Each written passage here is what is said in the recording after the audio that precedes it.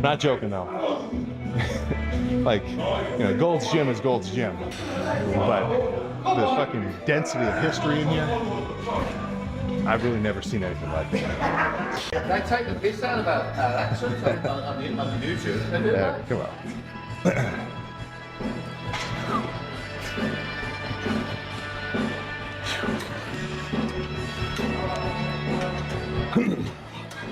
Go on then, Sam. Easy. Strong, mate. Easy. Come on. Easy, mate. Piss of piss.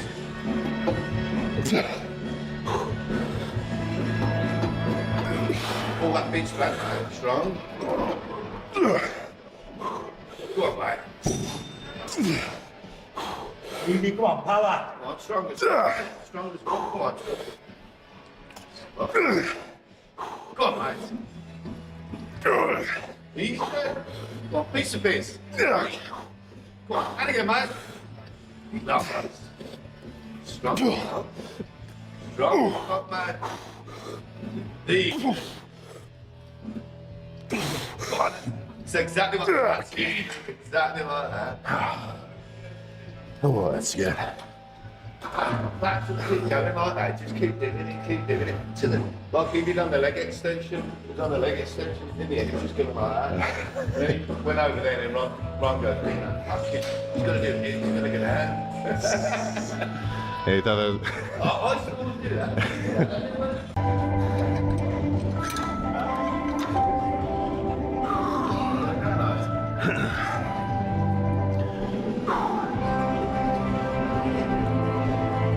Nice and strong there, Sam. Come on, hit the piece of piss, mate.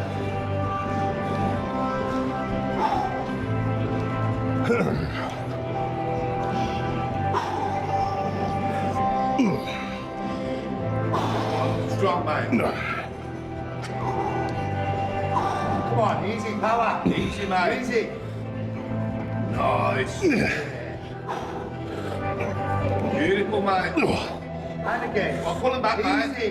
Pull him back. Come on, strong, mate. Power. Come on, and again. Keep going.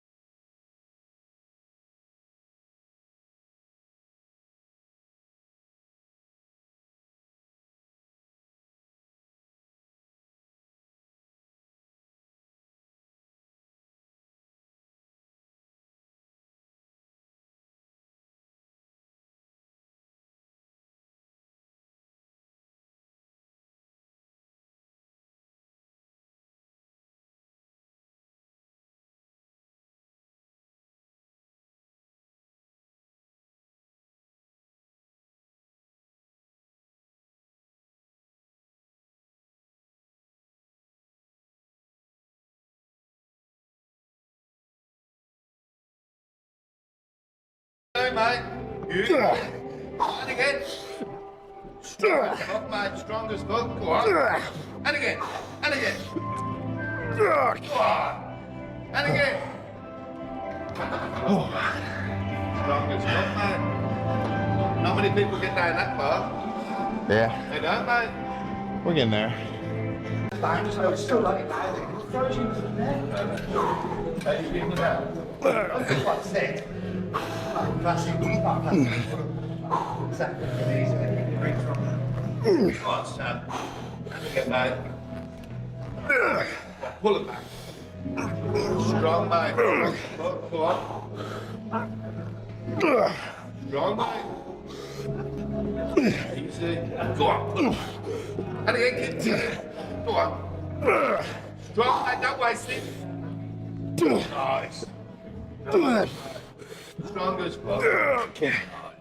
Oh my god. This is within reason, I think. All right. Come on in, mate. Let's go. Nice and strong. Piece of piss. Strong as fuck today, mate. Strong as fuck. Let's go then, mate. Come on. Let's go. Come on. Big set, mate. Big set. Strong, mate. Strong. Beautiful. Come on in. That's how we went. Let's go. Yep. Oh, let's go. Come on. Get that groove. 5. Beautiful, mate. Now we're talking. 6. Come on in. Bit lower. 7. That's you. That's you. I'm not touching it. And again. Now we're going. Now we're going. Let's go, Sam. Let's go. That was strong, mate. That was you. And there's one more. Mate. There's one more. Come on, Sam. Down, down. And again, mate. That was easy. Come on. And again, one more for the road. Let's go, mate. Let's go. Down, down, down, down. Yeah, strong, mate. Oh, yeah. All right, a little lighter for this one. You're on your own, yeah? Come on, nice and strong then.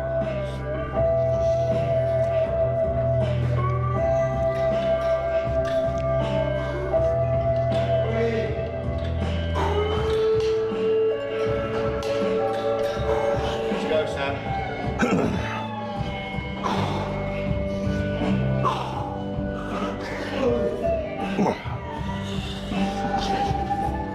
Strong, mate. Going. And again, mate. Go on. Again. Let's have some party, mate. Pull them down, mate. Come on in. Come on, let me give you a couple. Keep going. Keep going. Come on. Keep going. Come on. You're never going to get your stay back. Let's go then. And one more, son. And again, mate. And again. One more. Power, power, power. Strongest. Fuck, mate. Go on then. Yep. Yeah. Strong, mate. Oh, that's enough. Strong, mate. 3 rows, 2 pull downs. Let's finish with a good burnout, squeezing set of pullovers, and that'll be it.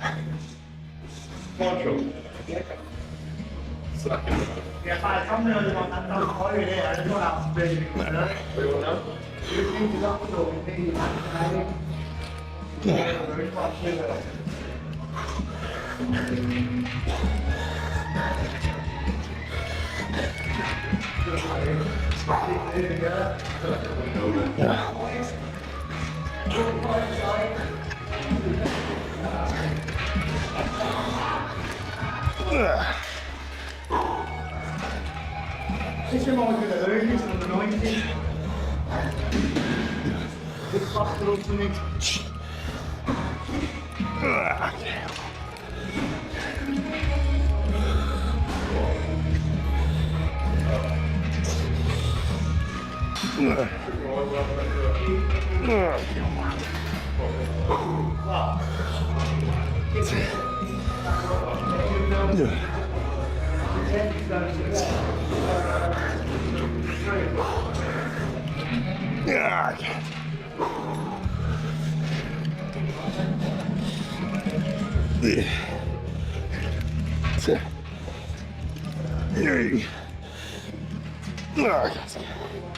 Oh my God. Okay. That's polished now. Back freaking complete. Alright. Let's see. Right under the freakiest lighting I can find. Let's see how back looks. So, through the shirt.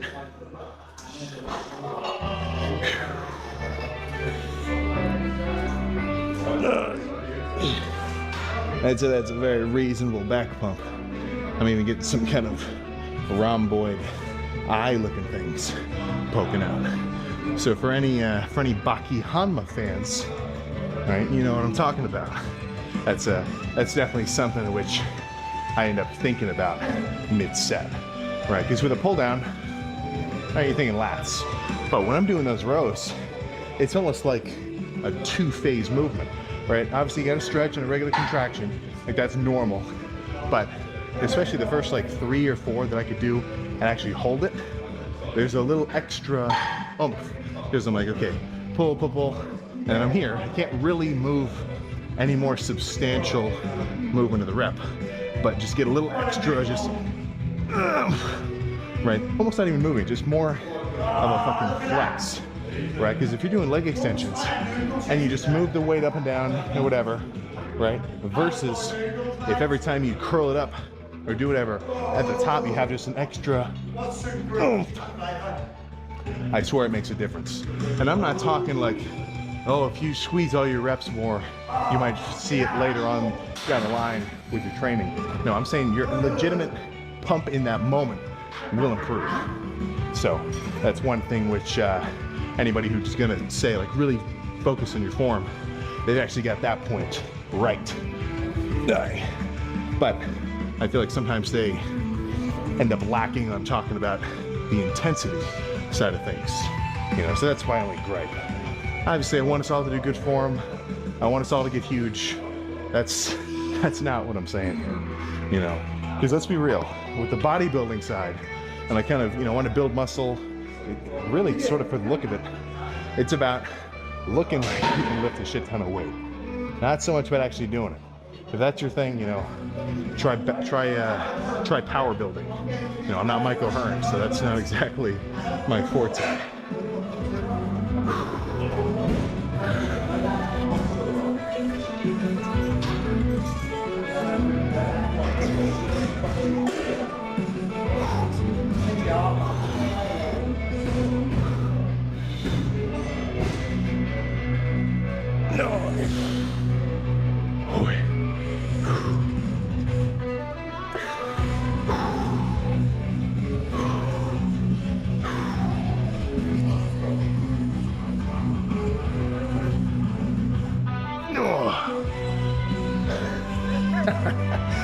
Oh yeah, I'm not joking. I said this at the end of yesterday's video too.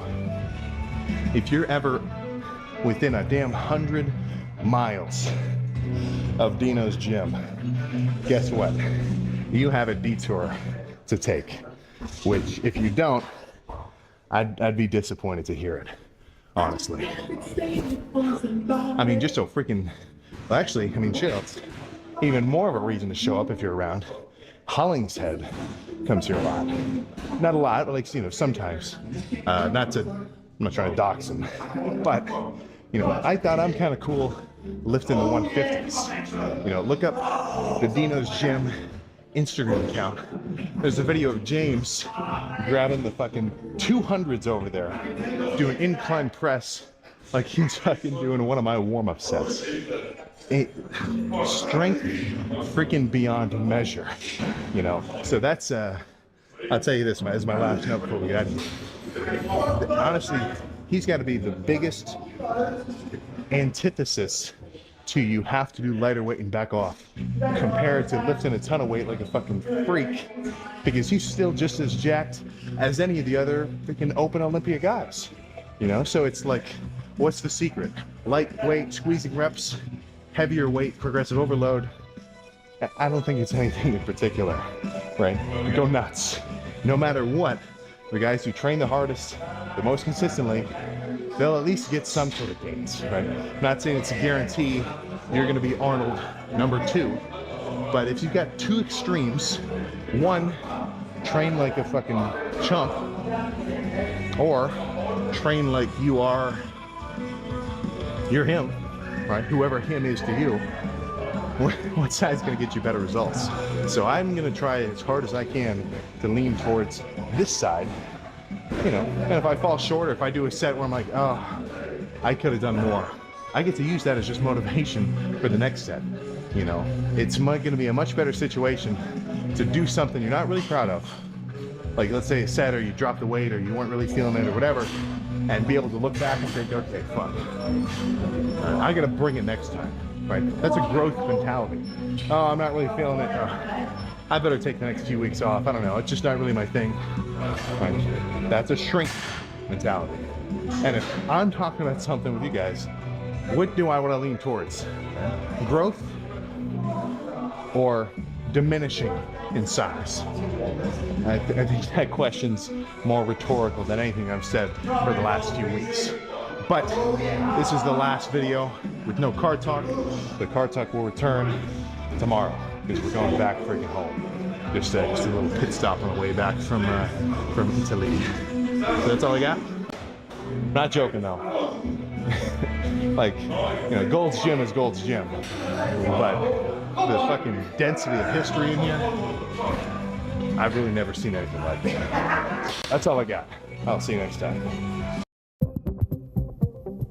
On the evening of September 9th, 1980, a massive cargo ship pushes through the Pacific, bound for Japan. Approaching from the east is Typhoon Orchid, a powerful storm growing more violent by the hour. For 8 weeks, the MV Derbyshire had sailed all the way from the vast iron mines of Canada, her holds packed with 150,000 tons of ore. She had crossed the Atlantic, skirted Africa's southernmost tip, and carved her way through the vast Indian Ocean. After 8 weeks out at sea, the ship's crew of 42 seasoned seafarers, engineers, and deckhands are looking forward to wrapping up the final leg of their long voyage. The Derbyshire's captain, 47-year-old Geoffrey Underhill, is a trusted British mariner with over 2 decades of experience. He, too, is looking forward to completing the voyage. His wife has flown out from England to wait for him in Japan for a welcome reunion after months out at sea. But on the otherwise routine crossing, there is one minor concern relating to Typhoon Orchid. For days, Captain Underhill has been relying on conflicting weather reports. Convinced he could outrun the storm, he's held course, trusting his ship's speed and power. But now, there's no escape. The nearest safe harbor is hundreds of kilometers away, and changing course would expose the ship's broadside to the typhoon's full force. What Captain Underhill does next is standard procedure. He reduces speed and turns the ship's bow at a slight angle to the waves, a nautical maneuver used to stabilize a vessel in rough seas. Earlier, he also sent out a message to controllers thousands of kilometers away, reporting severe weather and the ship's position. But over the next few hours, the storm only intensifies. The waves swell more than 10 meters high and nearly as long as the Derbyshire herself. The massive ship climbs each peak, then slams into the troughs. Despite the heavy seas, there's no sign of distress. Captain Underhill stands firm. He knows his ship, and he's seen worse. At nearly 170,000 tons, the Derbyshire is a steel fortress. Stretching nearly 1,000 feet, she's longer than the Titanic and nearly twice as wide. Towering 15 stories from engine room to bridge, each of her 9 holds is the size of a 7-story building. And she's not just big, she's state-of-the-art, built to withstand some of the most brutal seas on Earth. Tonight should be no different. On board, everything is routine. The crew monitor systems, secure loose equipment, and adjust heading and engine power. They'll simply ride out the storm. But out there in the blackness, beyond the crew's notice, something unseen and unstoppable is already in motion. By dawn, the Derbyshire and everyone on board will be gone. And for nearly 2 decades, the world won't know why.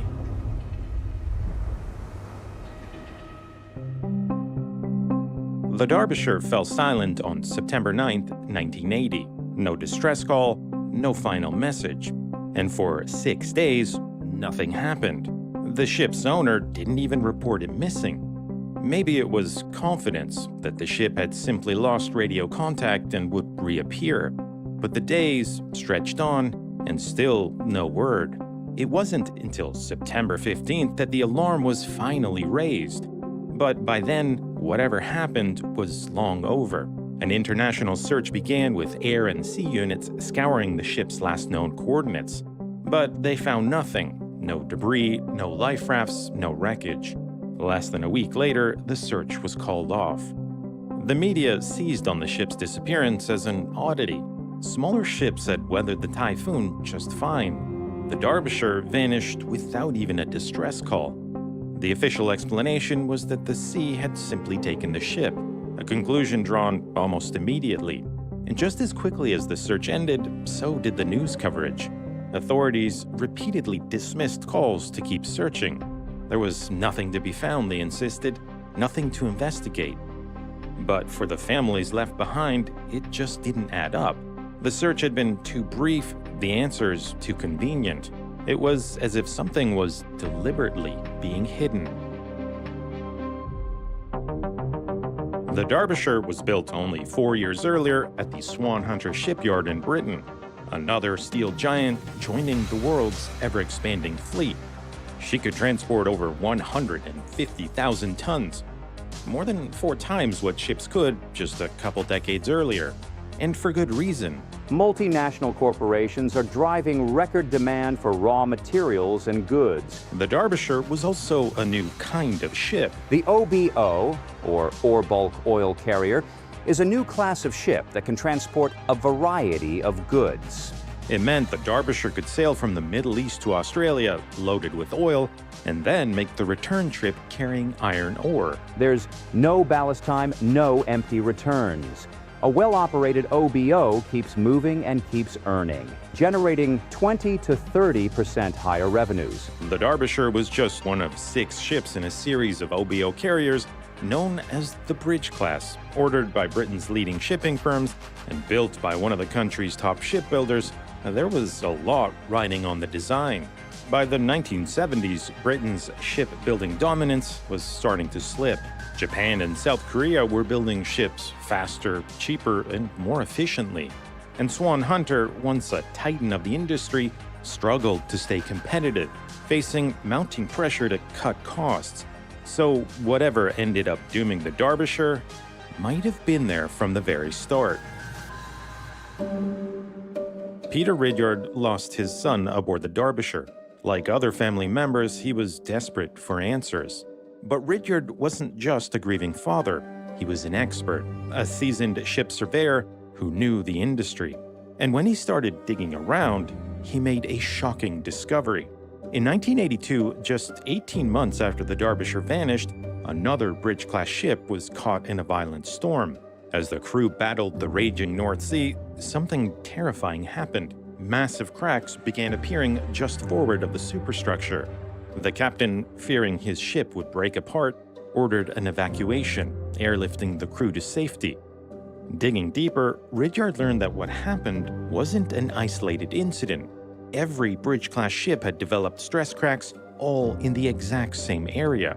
And one by one, they were quietly being brought into port for repairs. Then, Ridyard uncovered something even more alarming. The ships hadn't been built according to their original plans, with several last-minute modifications having been made at the shipyard. Ridyard suspected shoddy workmanship and what he believed to be a flaw in the ship's design. Determined to expose the truth, he sent his findings to the Department of Transportation. But he got nowhere. The Department of Transport say they're always willing to look at any fresh evidence that might be presented to them, but they point out that the sinking of the Derbyshire was thoroughly investigated at the time, and they have no plans for any further inquiry. Officials refused to listen, but the families refused to be ignored. In 1984, they formed the Derbyshire Families Association, determined to expose the truth. In November 1986, yet another Bridge-class ship was caught in distress. The Kowloon Bridge had broken up in shallow waters off the coast of Ireland. While crossing the Atlantic and battling rough seas, her hull, already weakened, began to crack under the relentless force of the ocean. The Kowloon Bridge was the only remaining Bridge-class ship that hadn't undergone repairs other than the Derbyshire. And now, with her destruction unfolding in full view, the British government could no longer ignore the suspicions surrounding the Derbyshire's disappearance. An official inquiry was finally opened. For 6 months, experts, shipbuilders, and lawyers paraded their theories. But all along, something was off. Peter Ridyard was never allowed to present his research. Despite a mountain of evidence pointing to structural failure, his concerns were barely acknowledged. And on January 18, 1989, the official findings were published. No evidence of structural failure. The Derbyshire was just another ship that had been lost to the sea. The families were outraged. They had spent years fighting for the truth, and now all the doors had shut. All they had left was to plead their case to anyone who would listen. We want men to go away to sea, knowing that the ship underneath them is safe, not worrying whether they come home again or not. There have been 6 sister ships along with the Derbyshire, all of which appear to have had structural faults, and I think it's... For years, the families fought to keep their story alive. And in 1994, their persistence finally paid off. The International Transport Workers Federation, compelled by the family's plight, decided enough was enough. In May 1994, a team of investigators, funded by the ITF, traveled to the remote waters where the Derbyshire was last heard from. The odds were against them. The ship had vanished 14 years earlier, and British officials had long insisted that finding it would be impossible. But they found the ship in just 23 hours, nearly 4 kilometers down, resting silently on the ocean floor. The Derbyshire was no longer just a name printed on a lost ship report, but it would take another 6 years to fully piece together the puzzle. And the haunting images made one thing unmistakably clear: everyone was wrong about what really happened.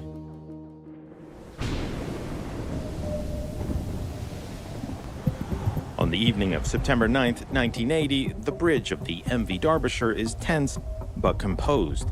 Captain Geoffrey Underhill and his officers monitor the typhoon's progress, adjusting course and running the engines at reduced speed for controlled maneuvering. Instruments flicker, and the ship's steel frame groans as it pitches violently, plunging into deep troughs before climbing the next towering crest. But despite the rough conditions, there's an unspoken confidence. Their ship is built for this. Yet what the crew doesn't realize is that the Derbyshire is already beginning to lose the battle. At the very front of the ship, waves hammer the foredeck, sending thousands of gallons of seawater over deck fittings, hatches, and ventilation covers. Over the course of hours, the sheer force of the water has damaged or torn them away. Below is a space called the boson store. It gradually fills with thousands of pounds of water. The added weight pulls the bow deeper into the storm, allowing even more waves to crash over the deck. Above, ventilator tops, designed to keep the water out, are further weakened. One by one, they're torn away, exposing machinery rooms and the four-peak ballast tank below. These too begin to flood, adding even more weight to the bow and causing the ship to ride even lower into the waves. On the bridge, the difference is imperceptible, but the Derbyshire is struggling, growing increasingly vulnerable to the oncoming waves. Massive crests now slam into the forward deck, and the number 1 hold hatch cover, measuring about the size of a tennis court, gives way under the crushing force of the water. Thousands of tons of seawater explode into the cargo hold. The added weight is merciless, forcing the bow to lurch even lower. The number 2 hatch cover is next. Driven inward by the wave pressure, it also quickly fills with water.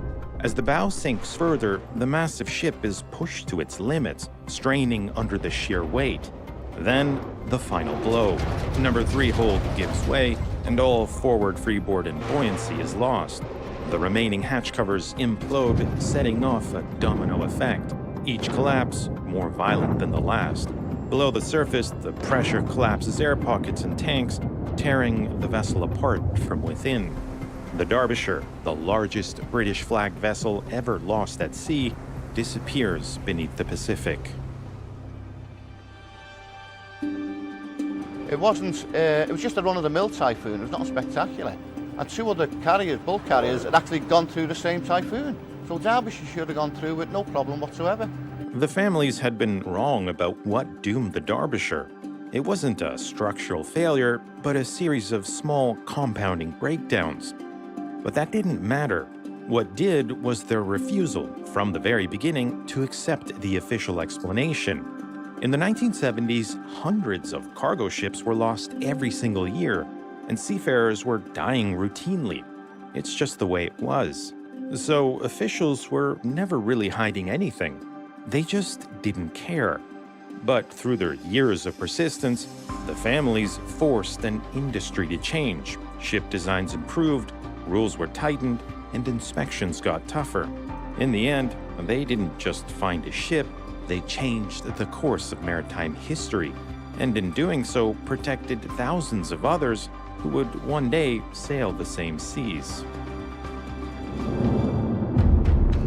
It barely made it off the runway. With a single fuel tank hanging off the left wing, the pilot has to constantly trim just to keep it flying straight. And that jamming pod, it's meant for a completely different type of aircraft. But this abomination is headed straight for the enemy, and it's going to flip the entire air war in a single afternoon. I'm putting the finishing touches on my most ambitious project yet, a deep dive into one of the greatest air combat stories in history. This is my friend Pacom. Pacom is a professional cliff jumper and now recently world champion in Dodds. Now I first met Pacom in Los Angeles and we instantly kicked it off and shared one of my favourite trips to date. Every single time I meet up with Pacom, I know I'm in for a crazy time. Trying to climb this shit.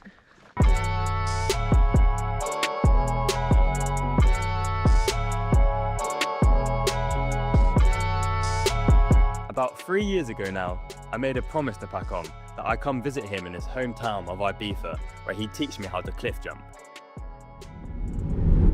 So after a couple years of faffing about, I finally plucked up some courage and got the trip booked. Now I've done some cliff jumping in my time, but not like Pacom. And as a parkour athlete with very little experience, I knew I couldn't do this alone. So I brought in my friend Ed, who definitely knows a little bit more than me. We were both super nervous, but ready to learn from the world champion. Pretty cool, that, isn't it? It's not bad. Today is the day that Pacom's going to take us to a very famous cliff jumping spot in Ibiza for us to do the 20 metre. What? 20? 17. Wait, do I need to bring shoes? It's up to you guys. I never wear shoes. I think it's fine, but I think I have like one or two. Oh, here we go. This could be a game changer. Oh yes, shotgun. I'm pretty nervous, can't lie. I mean, yesterday didn't go great for you, so. Ready? Yes, sir.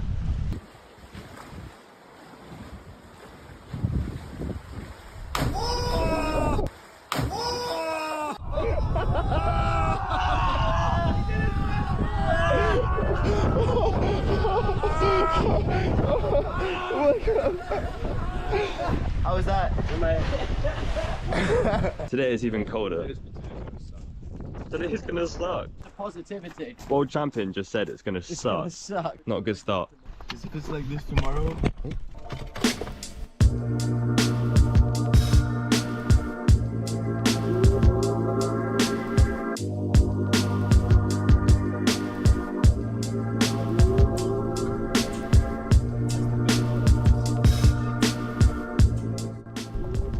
Actually parking at the spot. Yeah, I had to take them. That is crazy.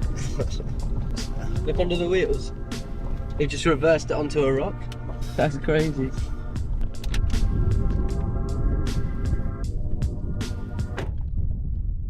Crikey.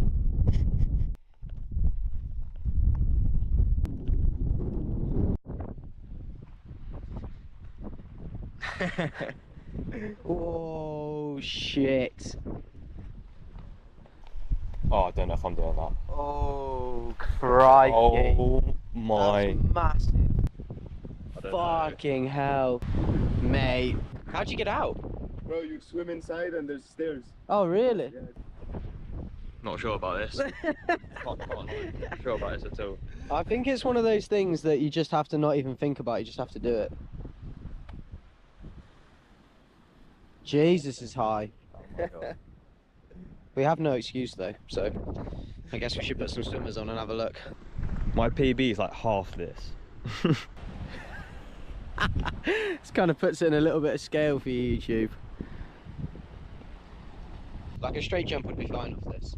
I would really like to do a gainer. My ex-girlfriend jumped from this. Yeah, You can- yeah. Travis, mate, you've got to jump up. I already said that.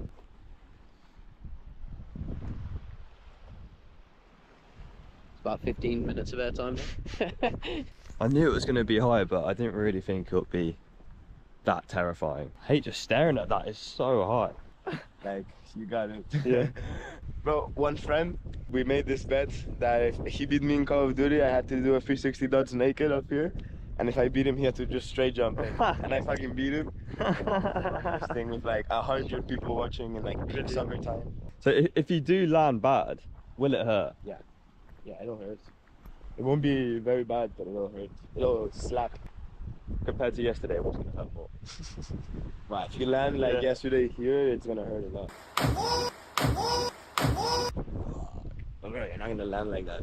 Oh no, oh no. I think I've straight jumped from here only once in my life. Scarier when it flipped. Yeah? Yeah, it's scarier when it flipped for me, yeah. Why? Because I'm looking at the water all the time. Yeah, I guess You know, so. it's like, I guess that so. classic dodge is way more scary than a 360 dodge. Classic, you're just like going at it, you know? I never really thought about that. 'Cause you just got longer time to shit yourself. Yeah, exactly. So it's like 13. That's 13? Yeah. 14 and then 13. Just that one's 13. This is 14. This is 17. Yeah. Damn. So this is the smallest one here. So I think it's only right we go down and have a little warm up. Maybe afterwards it might not look so scary, because right now this looks totally not doable.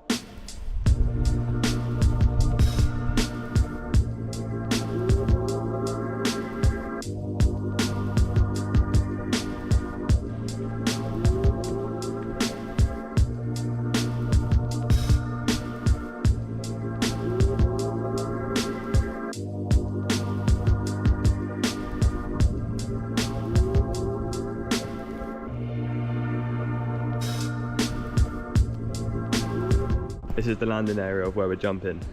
So Z learned to dots in 2 days, and on the second day he did it off the top. Oh my god. Shall not be me. We should come back in a year's time after practicing dots and see if we can do it. Yeah, we all know that's not going to happen though, is it? You reckon you could do it? Oh, after a For a year, year? after a year's practice, yeah, I think so. You reckon? Yeah. What should we say? How many likes for us to come back Oh. and dodge off that? How many likes do you normally get? About between 1 and 2k. 15k. No, 15k. 17 Let's meters. say 4k. 4k. Alright, fuck it. 4k likes and we'll dodge off 70 meters. Yeah. I'm shaking YouTube's hand. Shaking it, Tube. There you go, Shake Tube. on it.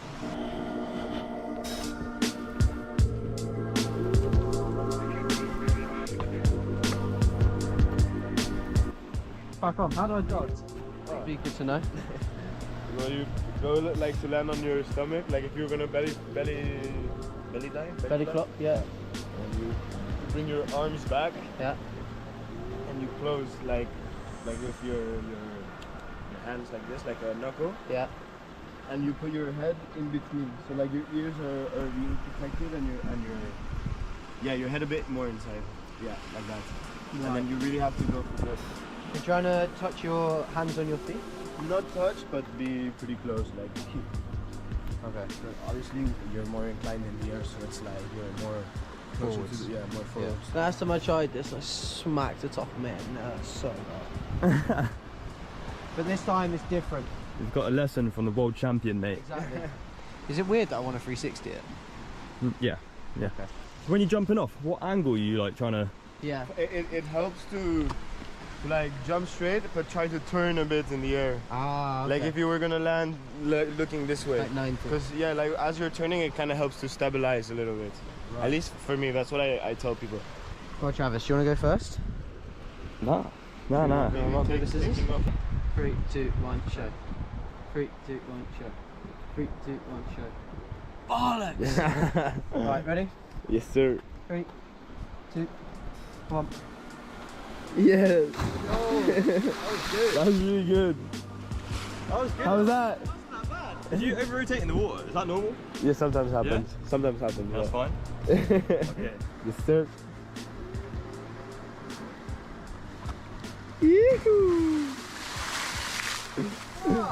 Yeah, bro, that was really good. Are you sure? Yeah. Did that hurt? No, I'm not laughing. That was good. That was good. I just hurt my head a bit because I didn't tuck it enough. I went in like that. Yeah. And there's a punch, and I hit my balls so hard. Oh. Yeah, I think I also did it too early. Ah, okay. I think that might be why it hurt as well. I'm gonna do it again, I think. Yes, I am. I'm doing it again. Go on, I want to watch you actually. You can go first this time. That's what I'm doing.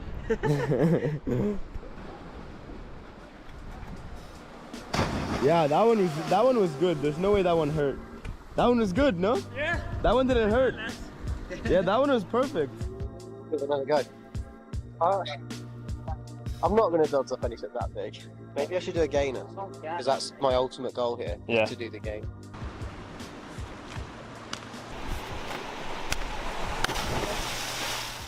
Oh, you have it, bro. Bro, you would do it so easily.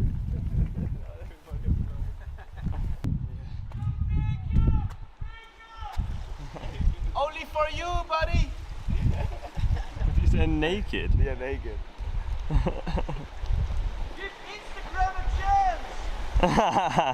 We're 16 years old! Right, let's go do a gainer of 13 meters. See you up there. Are we teleporting to the 14? We use that transition. Yeah, it's teleport. Let's go, let's go! That's proper warming up, bro. This is how you do it, bro. Yeah! Okay. Listo? Let's go, come on. 3, 2, 1. Let's go. Oh! Let's go. Oh my god!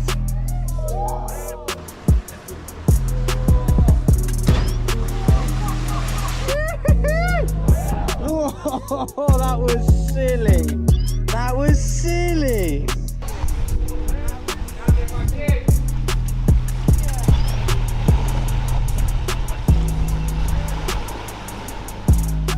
How did that feel, Bresky? That felt amazing. That felt amazing. Amazing. Boom, boom, boom, boom. Boom. Oh my god! So long in the air. Bro just got that Ed Scott parkour review.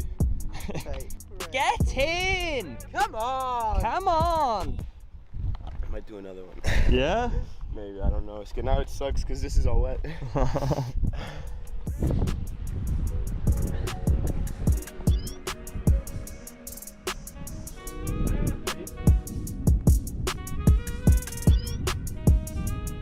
Ready? Yeah. Oh my god. What? What?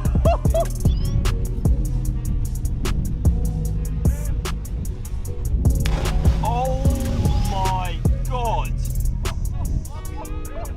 What the fuck?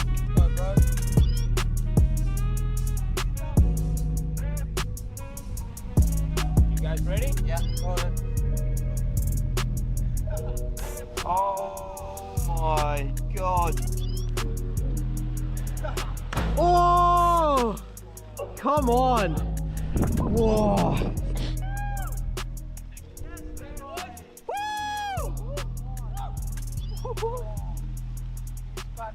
Right. See, this is where I can see how parkour skills are like translatable to stuff like this. Yeah. But you still got to be ridiculously experienced in like jumping off high Being shit. in the air, mate. Yeah, yeah.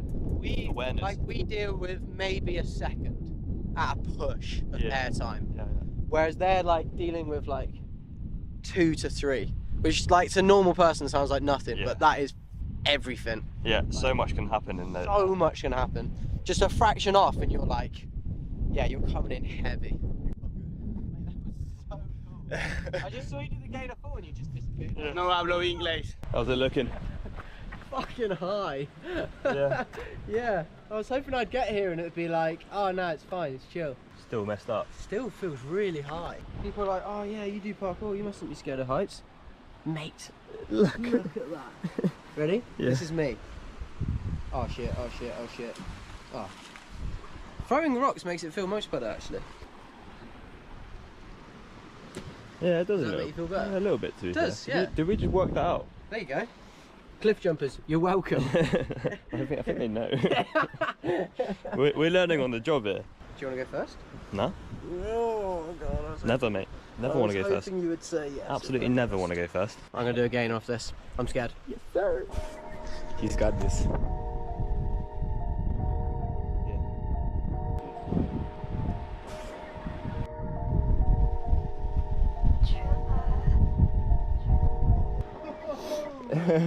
Whoa, it's scary. Yep. You got this. Yeah, Trav? Yeah.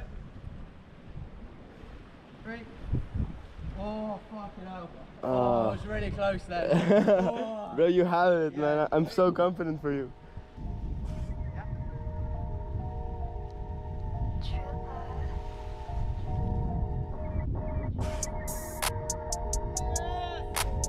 Oh my god, that was perfect.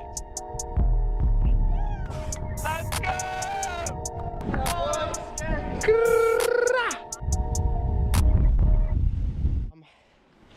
We did 13, which is down here, and now we'll go 14 and see how that feels. Bro, if you just do it a tiny bit slower than that, then Yeah. you got it. But yeah, I tuck in. Yeah. There, you just don't need to do that. You can just You can stay open, yeah. Yes. Yep.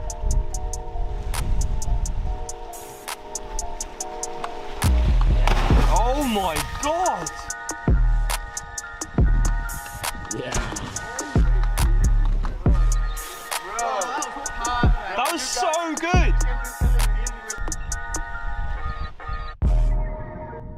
There comes a point in time where even in every sport I feel like all of the preps work and you just have to commit. Yeah. And all of the preps have worked, so I think I just have to commit. Gotta do the big boy now. Gotta do the big boy. 17 meters. 17 meters. Whoa. Yeah, boy. Oh. That's big enough.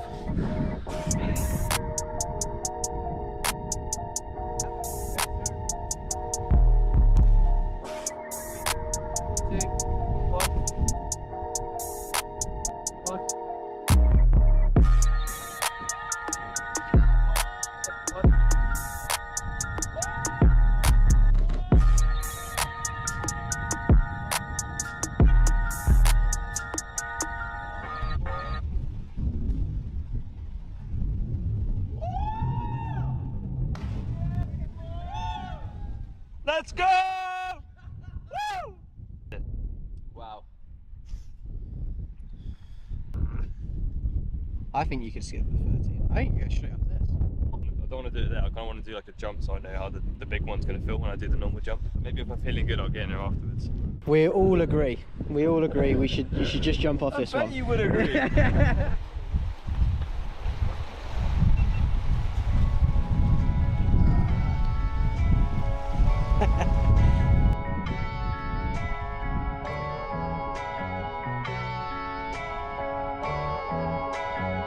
Rolling. Come on. Yeah.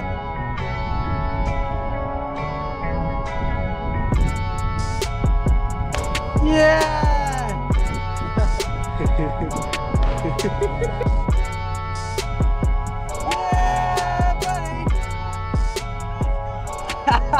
buddy!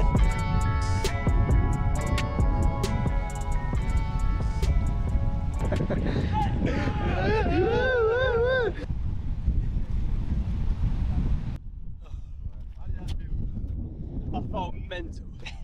Honestly, I've never fallen for so long in my life. That is so good. Like that was the most airtime I've ever gotten. Oh, that was so crazy. I just kept going. It felt like 2 years. It was fucked. Honestly. I see what you're doing, man. The feeling was just like, Yeah, boys. wow, I'm scared again. I haven't done a gainer today. Yeah. Right, come on. Let's go. Yep.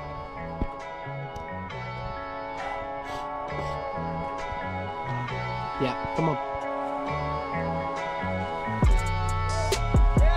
Yeah, bro! Yeah!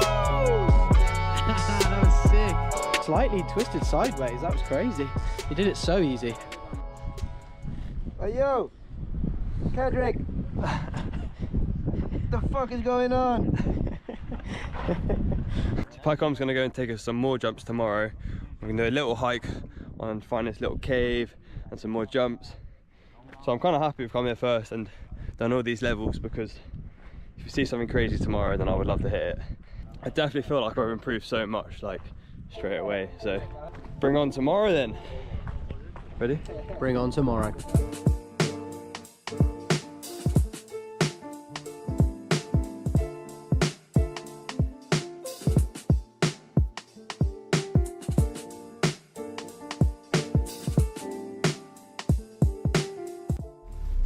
YouTube, what the hell's going on?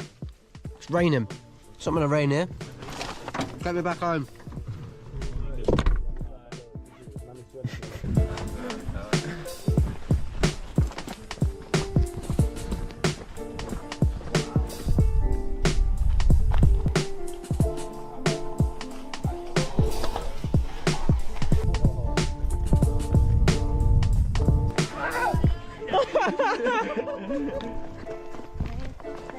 Crazy.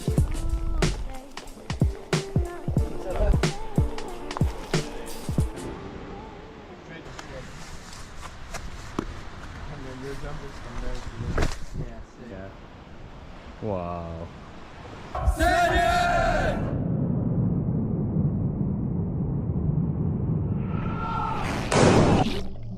So the goal today was to do this jump here, but because of this rain, it makes everything so sketchy. This one's me, this one's Travis. Alright.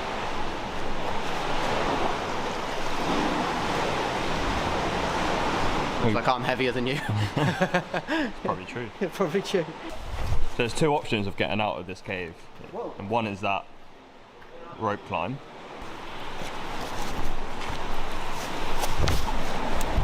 Whoa, careful. This is the other option to get out. The tunnel in the corner, can you see it? Oh my god. So you have to swim down. Where it's like really light blue, you have to swim down, swim along, and then swim up the other side. It was like, And it gets you out to like the ocean. is it 3 metre by 4 metre? Yeah, Pacom said it's 3 meters down, 2 meters along, and then obviously 3 meters back up. He said it's like only like 20 seconds of swimming. That's a lot though, for me. Yeah, I think I would be able to do it, but oh my god, I'd be so scared. Yeah. All of this is so scary. This whole place, There's is nothing scary. here that's nice. This is so scary.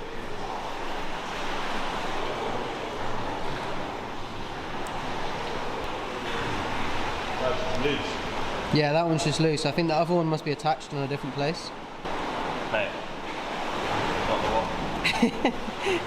Alright, we've sat here for about an hour and The level of wanting to jump off this has gone from very low, like 3 to 0. So we're calling it. yeah. Instead we're gonna go up here, gonna try and climb up this. If this video gets the 4,000 likes, we'll come back here as well. Yeah, we have to. We're out, YouTube. We gave it a good go. We didn't. Yeah, vamos!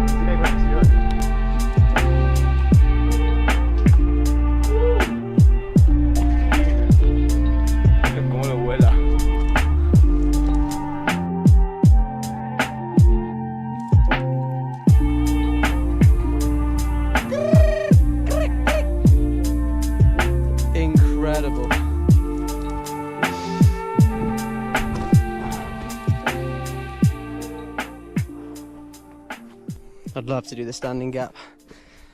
I think is a bit of impact, but I don't know.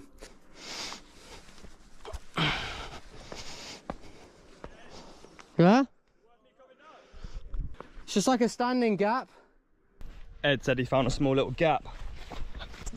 I'm intrigued. I want to see what it's saying. How'd you even get there? Oh shit. From here to there. I've cleared all the stuff out. Sick. Just looks like impact, no?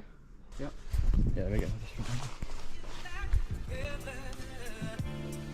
3, 2.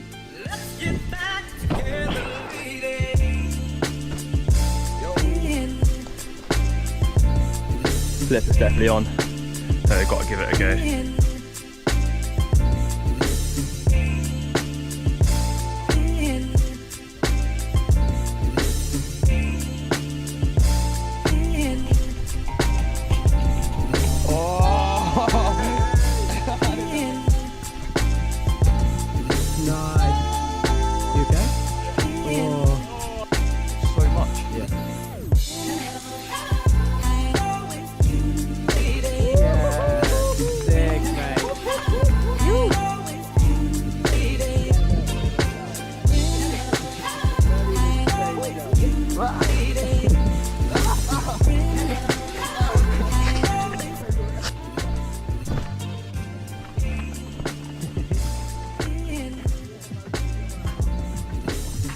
Getting closer and closer to the sea.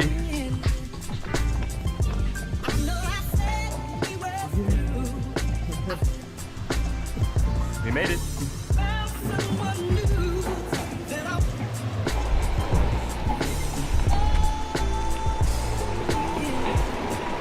We have to jump in naked. You going in, Ed? I guess we kind of have to after that walk, sure. Yeah. Would be a crime not to. Yeah. These guys. We were up there. We were on that one.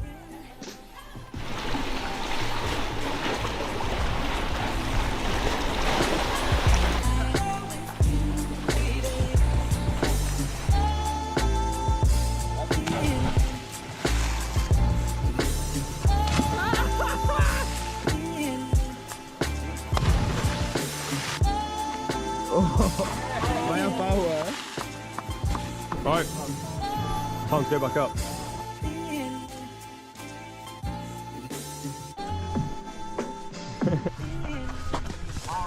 Bro, we made it. I'm so thirsty. Bitches come and go. Bruh. We made it. We fucking made it. Let's go. Yahoo!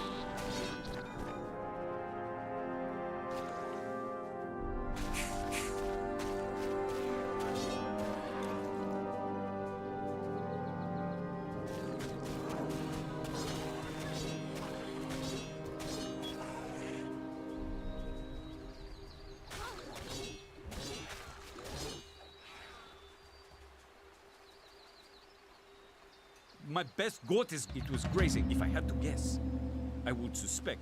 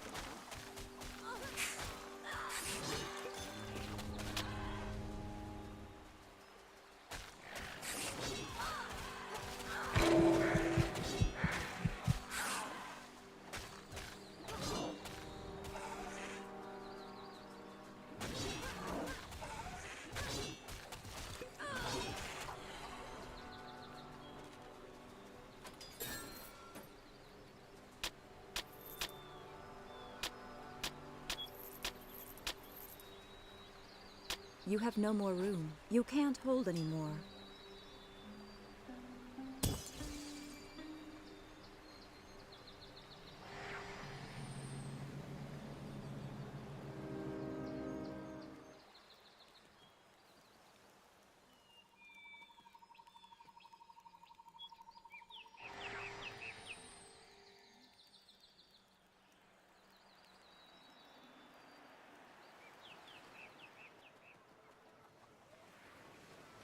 Magical trinkets and wonders from all over the known world. Tyrian purple. Yes, right here.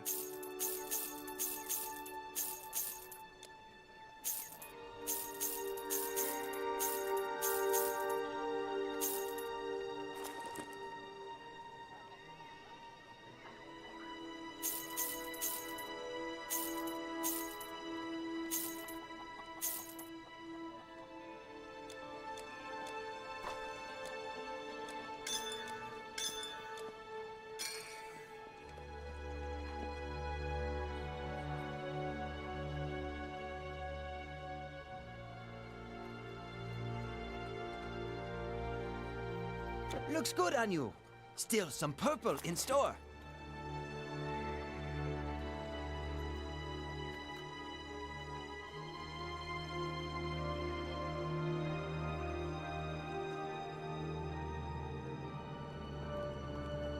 Blessed be Melkart. Got something to store? Something interesting?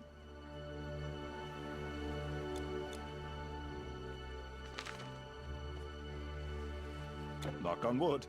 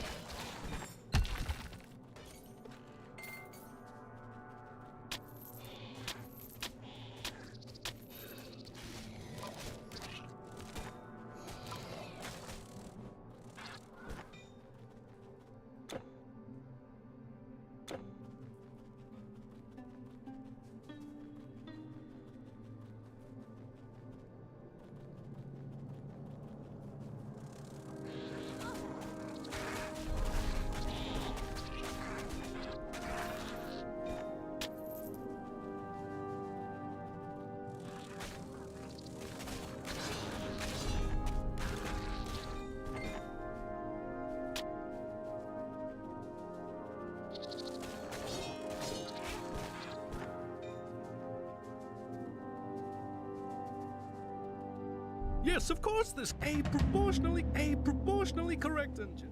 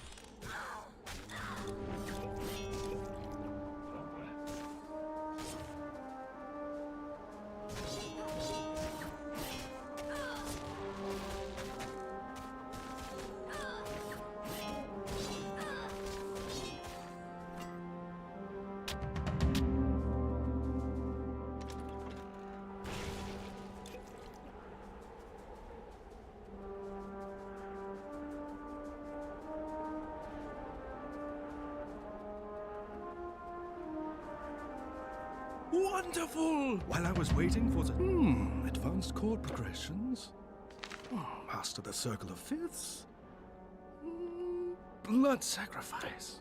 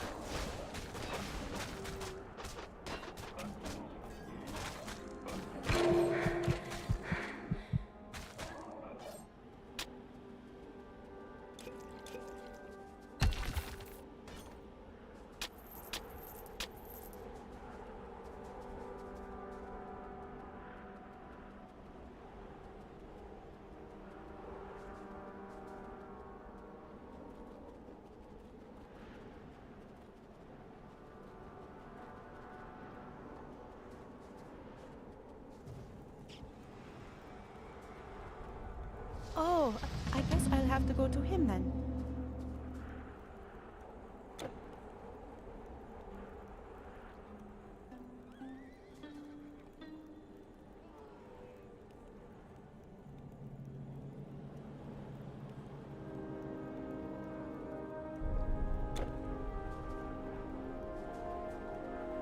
Some of our goods are for trade.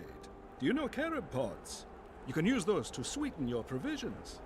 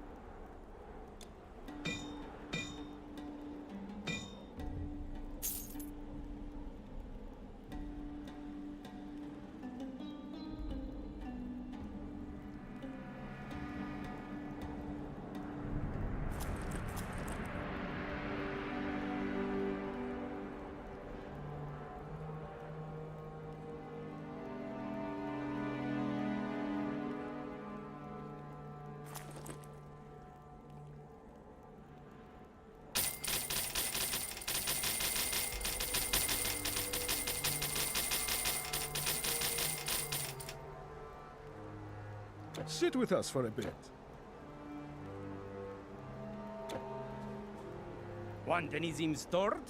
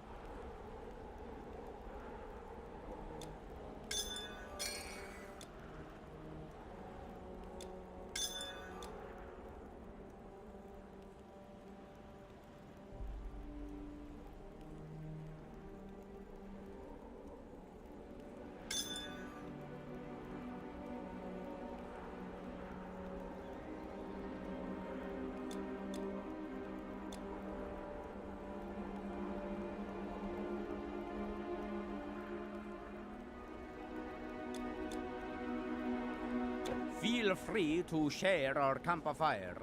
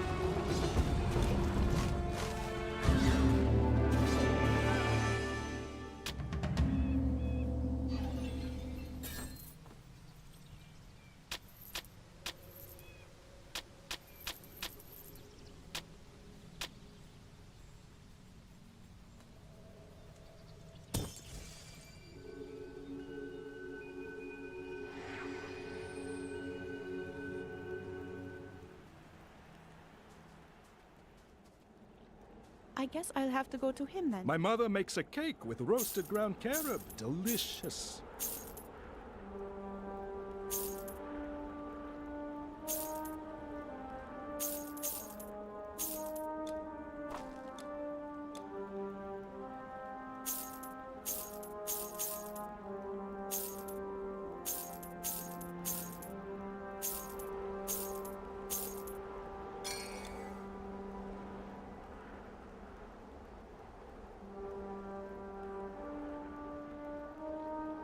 Safe travels.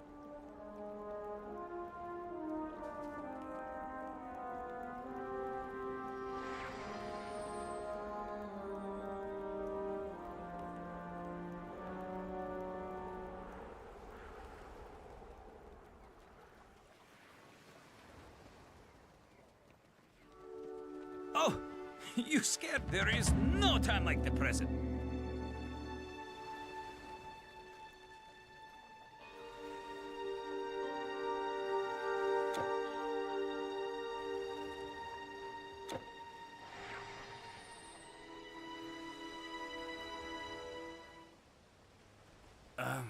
Is it safe? Well. The captain has instructed me to provide you with anything you need.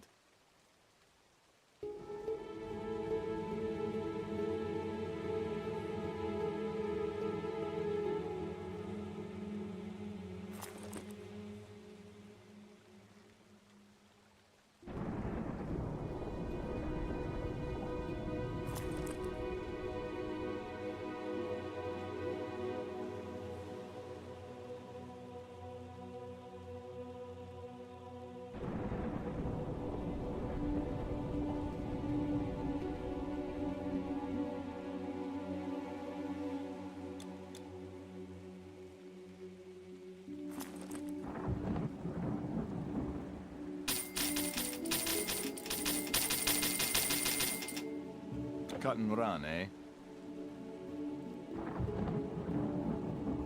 You're going inland. Maybe no. I sure don't want to dive.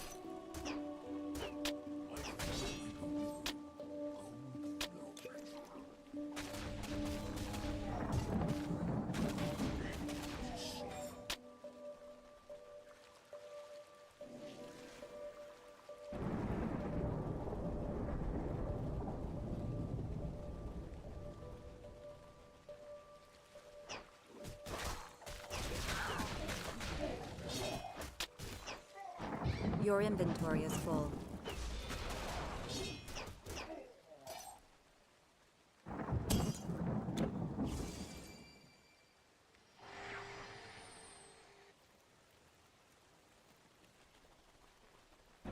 Only one item per person.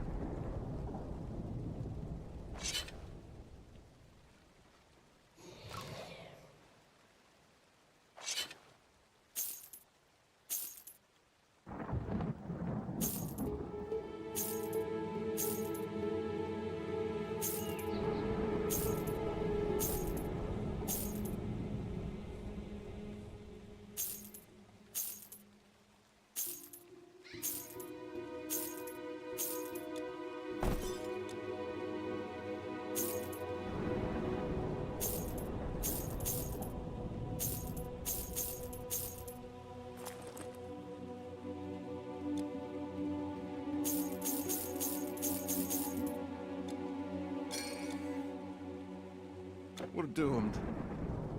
All your belongings have survived the journey intact. If you don't make it back, your possessions leaving me legally high belong and to the dry. caravan.